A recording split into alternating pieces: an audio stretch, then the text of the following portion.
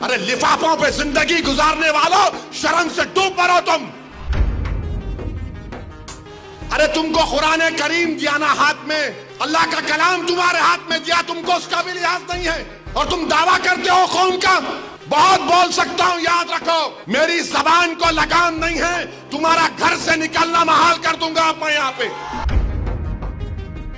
याद रखो तुम लोग जो काम कर रहे हो ना, तुम महाराष्ट्र के मुसलमानों को ना सिर्फ कमजोर कर रहे हो बल्कि तुम उनकी आवाज का गला घोट रहे हो। अरे तुम इलेक्शन लड़ो, हम तुम्हारी तायीद करने को तैयार। कब तक तुम ये सियासत करोगे? कहां है वो लोग जो औरंगाबाद में बोले थे इम्तियाज जलील को वोट मत दो? उस समाजवादी पेंडेंट को वोट दो बोले थे। अरे चेहरा दिखाओ औरंगाबाद के अवाम के सामने तुम। अरे लिफाफों पे जिंदगी गुजारने वालों, शर्म से डूब मरो तुम। मेरे घर को आए थे, मेरे घर को आए थे हैदराबाद को, बगैर बोले मेरे घर को आए। मैं वक्फ के बिल की मीटिंग में जा रहा था, पलट मेरा गार्ड फोन करा के साहब इतने लोग आए, मिला। घर पे आए तो मैंने कहा कि मेरा घर इतना बड़ा नहीं है, आप लोग 20 लोगों को ले लीजिए। 20 लोगों को बिठाया, वो बात करे, मैं बात करा, लेटर लिख के दिए, इनको टिकट दो, मला मैं गौर करूंगा।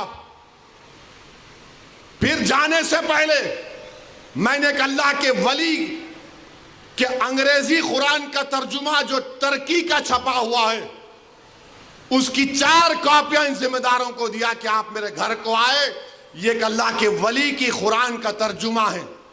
एक एक के हाथ में दिया तो औरंगाबाद जाके बोले हम घर को गए थे, हमारे को चाय तक नहीं पिलाए।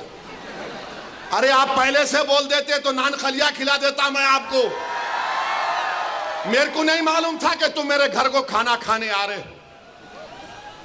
अरे तुमको कुरान करीम दिया ना हाथ में, अल्लाह का कलाम तुम्हारे हाथ में दिया, तुमको उसका भी लिहाज नहीं है और तुम दावा करते हो कौम का। बहुत बोल सकता हूं, याद रखो मेरी जबान को लगाम नहीं है, तुम्हारा घर से निकलना महाल कर दूंगा मैं यहां पे। मेरे भाई इमाम शाफई मुफ्ती साहब बैठे हुए, इमाम शाफई रहमतुल्लाह अलैह का जमाना है।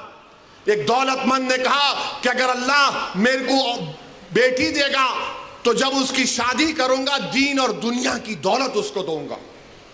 जब बेटी की शादी का मौका आया, उलमाए किराम के पास गया। उलमाए किराम ने कहा कि नहीं, तू नहीं दे सकता, दीन और दुनिया की दौलत तो कैसे देगा, तेरी कसम गलत हो गई। इमाम शाफई के पास गए, इमाम शाफई बोले बहुत आसान है। इमाम शाफई रहमतुल्लाह अलैह ने कहा तेरी बेटी की शादी कब है? उसने कहा फलां दिन है। बोले मैं आ रहा हूं, चला जा। इमाम शाफई पहुंचे, इमाम शाफई रहमतुल्लाह अलैह ने कहा कि आसान है। वो बोला कि हज़रत शादी तो हो गई, क्या है बताओ? बोले कुरान अपनी बेटी को दे दे, दीन और दुनिया की दौलत उसको दे चुका। मैं उनको दिया, 4 कुरान दिया उनको और बोल के दिया कि आप मेरे घर को आए, मुझे पता नहीं है, मैं वकीलों की मीटिंग में जा रहा था, पलट कर आया आपके लिए, ये कुरान करीम का तोहफा आपको दे रहा हूं। अरे तुमको ओवैसी से, मजलिस से नफरत है, मगर कुरान करीम की तो अजमत का तुम लिहाज रख लेते। मैं ये बात इलेक्शन में बोल सकता था मगर खामोश बैठे रहा, मगर आज मजबूरन बोलना पड़ रहा है। याद रखो तुम लोग जो काम कर रहे हो ना, तुम महाराष्ट्र के मुसलमानों को ना सिर्फ कमजोर कर रहे हो बल्कि तुम उनकी आवाज का गला घोट रहे हो। अरे तुम इलेक्शन लड़ो, हम तुम्हारी तायीद करने को तैयार। कब तक तुम ये सियासत करोगे? नमस्कार, मैं हूं मानक गुप्ता। अगर आपको हमारा ये वीडियो पसंद आया हो तो इसे लाइक और शेयर जरूर करें और हाँ, हमें सब्सक्राइब और फॉलो करना ना भूलें ताकि आप देश और दुनिया की कोई खबर मिस ना करें।